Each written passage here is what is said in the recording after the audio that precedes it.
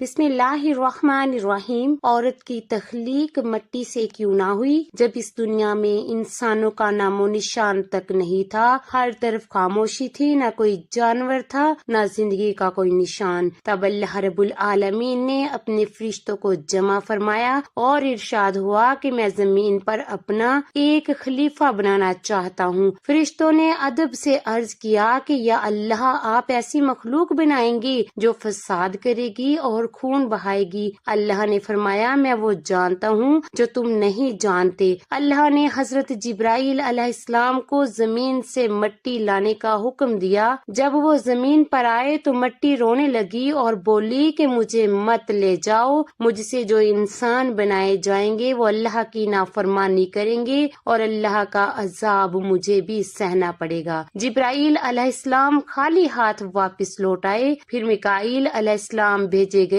وہ بھی خالی ہاتھ لوٹے۔ اسرافیل علیہ السلام بھی مٹی کی فریاد سن کر واپس آ گئے۔ آخر میں حضرت اسرائیل علیہ السلام کو بھیجا گیا۔ مٹی نے پھر وہی التجا کی، مگر اسرائیل علیہ السلام نے فرمایا کہ میں اپنے رب کے حکم کے خلاف ورزی نہیں کر سکتا، اور مٹی اٹھا کر لے آئے۔ اللہ نے خوش ہو کر انہیں انسانوں کی روح قبض کرنے کی ذمہ داری عطا فرمائی۔ پھر اس مٹی کو مکہ کے قریب رکھا گیا، بارش سے بھیگتی رہی، دھوپ سے سوکھتی رہی، اور کئی سال بعد اللہ کی قدرت سے حضرت آدم علیہ السلام کا پتلا بن گیا۔ فرشتوں نے اسے جنت میں رکھ دیا۔ پھر اللہ کے حکم سے روح داخل ہوئی، آنکھیں کھلی، جسم زندہ ہوا، اور آدم علیہ السلام کی زبان سے پہلا لفظ الحمدللہ نکلا۔ اللہ نے تمام فرشتوں کو آدم علیہ السلام کو سجدہ کرنے کا حکم دیا۔ سب نے سجدہ کیا، مگر ابلیس نے تکبر کیا اور بولا کہ مجھے آگ سے بنایا اور آدم کو مٹی سے، میں افضل ہوں۔ اللہ نے اسے لعنت دے کر جنت سے نکال دیا۔ ابلیس نے قیامت تک کی مہلت مانگی اور کہا میں آدم کی اولاد کو گمراہ کروں گا۔ اللہ نے فرمایا کہ میرے سچے بندوں تک تو کبھی نہیں پہنچ سکے گا۔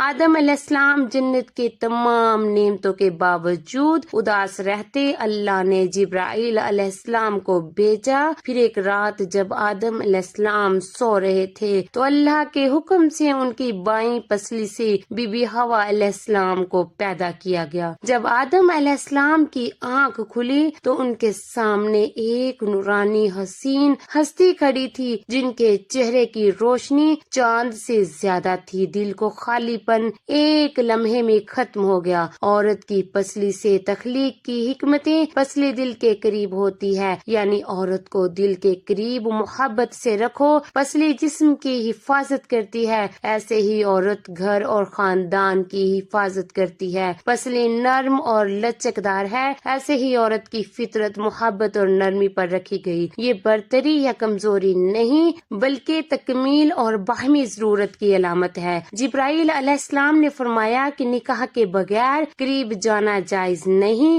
آدم علیہ السلام نے دعا مانگی اور اللہ نے نکاح فرمایا۔ مہر یہ تھا کہ حضرت محمد صلی اللہ علیہ وسلم پر درود بھیجے۔ یوں تاریخ انسانیت کا پہلا نکاح ہوا۔ اللہ نے فرمایا جنت کی ساری نعمتیں تمہارے لیے ہیں، مگر ایک درخت کے قریب مت جانا۔ شیطان نے سانپ کے ذریعے جنت میں داخل ہو کر بی بی حوا علیہ السلام کو دھوکہ دیا اور کہا اگر وہ پھل کھا لو تو ہمیشہ جنت میں رہو گی۔ بی بی حوا نے پھل کھایا اور آدم علیہ السلام کو بھی دیا۔ اسی لمحے جنتی لباس اتر گئے۔ شرم اور خوف نے گھیر لیا۔ اللہ کے حکم سے دونوں کو زمین پر اتار دیا گیا۔ آدم علیہ السلام پہاڑی پر اور بی بی حوا جدہ کے علاقے میں۔ دونوں نے کئی سال روتے ہوئے توبہ کی، یہاں تک کہ اللہ نے معاف فرمایا اور دونوں کو ملا دیا۔ یوں انسانیت کا سفر شروع ہوا۔ سبق یہ ہے کہ غلطی ہو جائے تو